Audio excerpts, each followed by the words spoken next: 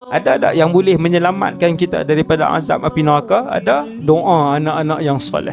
Rabbighfirli dhunubi waliwalidayya warhamhuma kama rabbayani saghira. Saya kata doa itulah yang paling mahal sekali. 8.45 malam anak kita baca. 8.45 malam kubur kita terang. Dia tak ada delay. Kena reti. Ada anak 5 orang kena bagi reti.